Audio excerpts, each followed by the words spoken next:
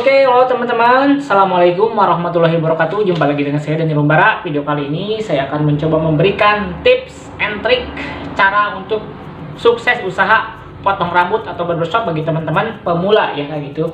Jadi buat teman-teman yang sekarang alhamdulillah udah punya budgeting atau misalnya punya skill yang udah percaya diri mau terjun membuka usaha, saya akan memberikan 10 tips sukses membuka usaha pangkas rambut atau barbershop buat teman-teman pemula ya.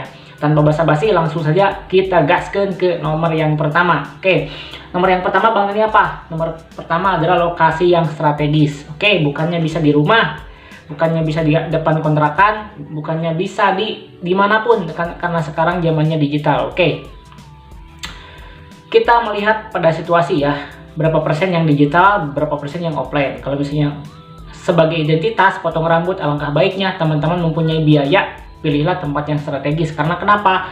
Hajar kita online juga dihajar, offline-nya juga dihajar kayak gitu ya. Jadi lokasi strategis ini bertujuan untuk meningkatkan peluang, meningkatkan traffic orang, karena nggak selamanya orang paham dengan gadget, nggak selamanya orang paham dengan teknologi sosial media dan segalanya. Jadi alangkah baiknya kalau misalnya teman-teman mempunyai budget yang cukup, teman-teman bisa buka di tempat strategis. Contoh tempat strategis seperti apa Bang Dani? Yang pertama adalah di tempat keramaian yang sekiranya banyak penduduknya kayak gitu ya. Mungkin di sekitar dekat pemukiman yang padat, atau misalnya sekolah SLTA, SE sekolah menengah pertama, SMA juga, atau misalnya ada dekat kampus dan sekiranya ada target market kita di sana, ada banyak para laki-laki atau para pria, para anak muda juga, itu adalah potensi yang sangat bagus. Di sisi lain kita udah punya satu keunggulan dengan posisi yang strategis, orang-orang akan lebih banyak melihat, orang-orang akan lebih banyak tahu oh ada tempat cukur di sana atau barbershop atau pangkas rambut di sana kayak gitu teman-teman ya.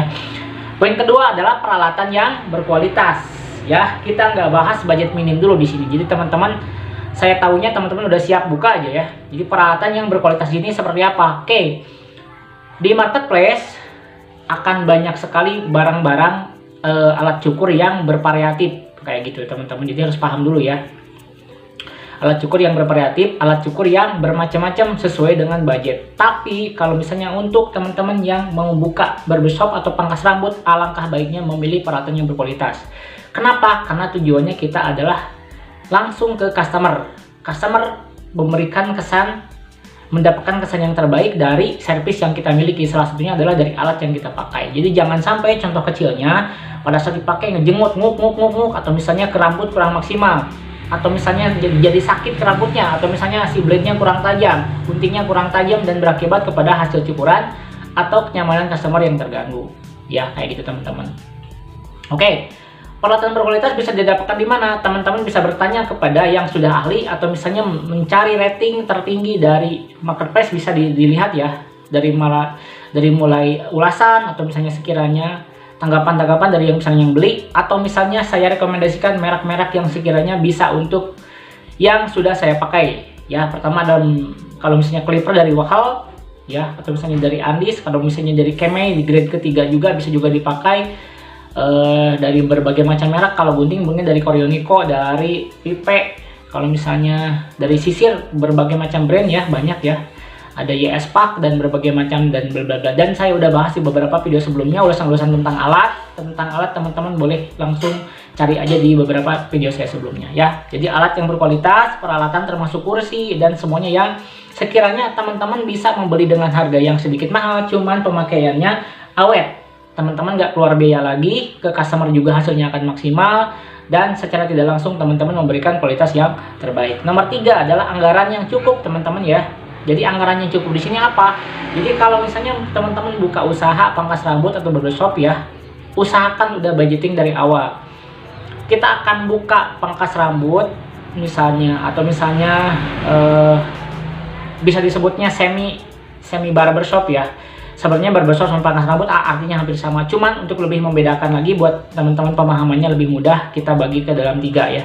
Pangkas rambut, semi barbershop, dan barbershop yang pure gitu ya. Jadi kalau misalnya pangkas rambut katakanlah dengan peralatan yang budgeting minim. Kalau semi barbershop udah dipadukan dengan peralatan yang lumayan komplit, cuman belum se-premium barbershop pure alami gitu, barbershop pure yang premium gitu. Ketiga adalah barbershop pure premium gitu. Jadi teman-teman harus punya budgeting, saya mau bukanya konsep pangkas rambut, semi barber atau barbershop gitu. ya. Jadi budgetingnya, anggaran yang cukup, usahakan jangan sampai nanggung gitu ya. Nanggung di sini dalam catatan teman-teman, usahakan siap, minimalnya peralatannya udah lengkap aja. Kalau misalnya ada fasilitas yang lain yang belum, teman-teman bisa satu-satu gitu ya, nyusul lagi. Mungkin ada belum, kursi tunggunya masih belum maksimal, saya juga sama masih ini. Yang penting peralatan pada saat eksekusinya udah lengkap juga. Yang keempat adalah bangun brand yang kuat ya. Oke, seberapa penting brand Bang Dani? Brand itu sangat kuat seperti saya ini ya. Ada Barberpas nih ya.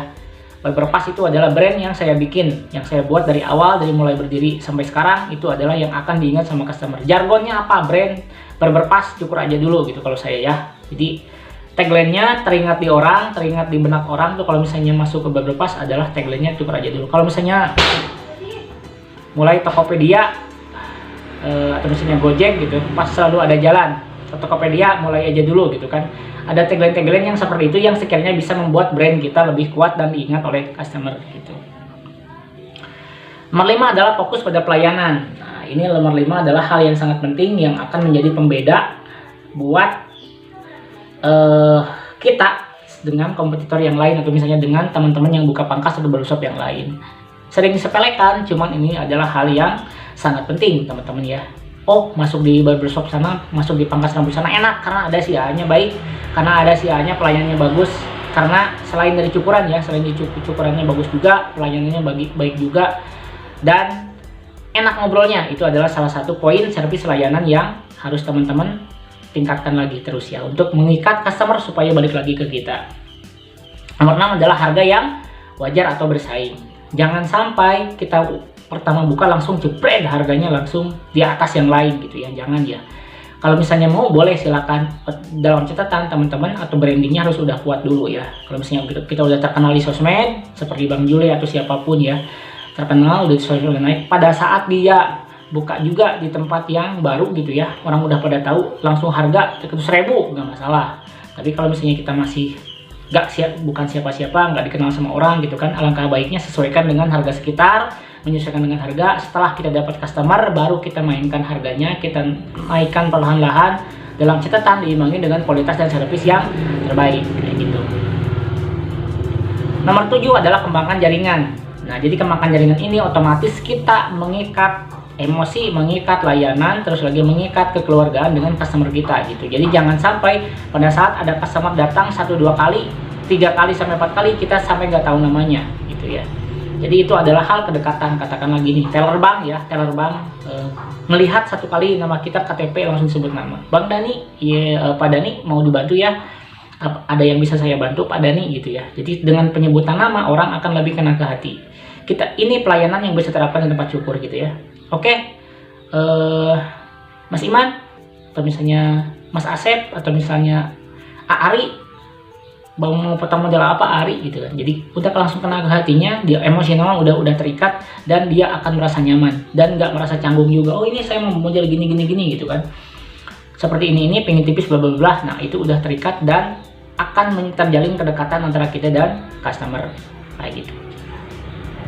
Nomor 8 adalah salah satu poin yang krusial adalah menjaga kebersihan di tempat barbershop atau pangkas rambut teman-teman ya. Untuk kebersihan ini sangat sensitif sekali ya, terutama di bagian lantai, bagian peralatan juga sama gitu kan. Ini adalah hal yang sensitif, dan di bagian badan kita juga ya.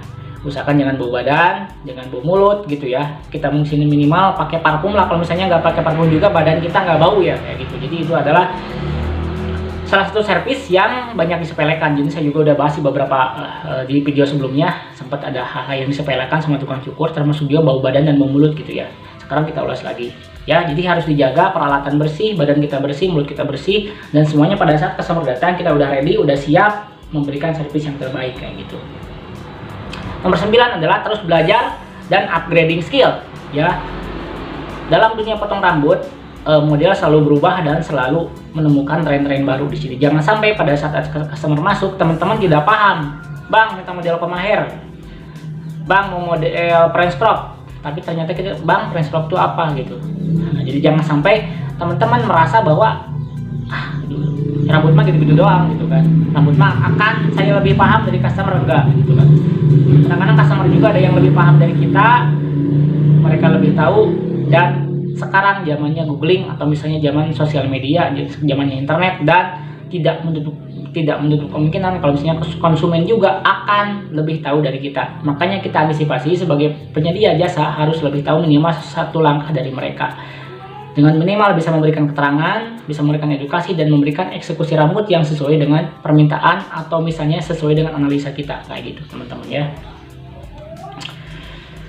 Nomor 10 yang terakhir adalah jadilah kreatif. Nah, di sini dalam dunia usaha teman-teman nggak bisa monoton ya.